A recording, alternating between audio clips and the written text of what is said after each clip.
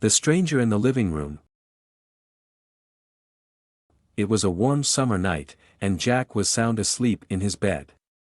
Suddenly, he woke up, feeling thirsty.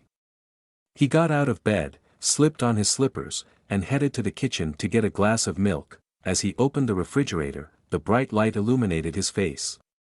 He poured himself a glass of milk and was about to close the refrigerator door when he heard a creaking noise coming from the living room.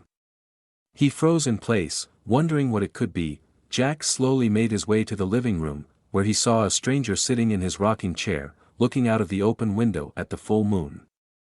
She was an old woman with wrinkled skin and white hair. And she seemed to be lost in thought. Jack was terrified, wondering how the stranger had gotten into his house. He tried to speak, but his voice failed him. The old woman turned to look at him and smiled, revealing a set of crooked teeth. "Who are you?" Jack managed to say, "I'm just an old woman who needed a place to rest," she replied, her voice raspy and low. Jack felt a shiver run down his spine. He didn't know what to do or how to react.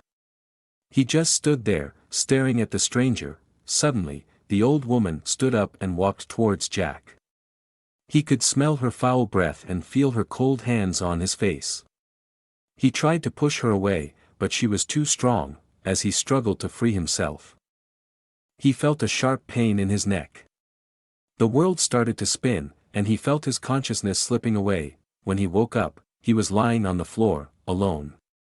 The stranger was gone, and he didn't know how much time had passed. From that day on, Jack never forgot the stranger in the living room.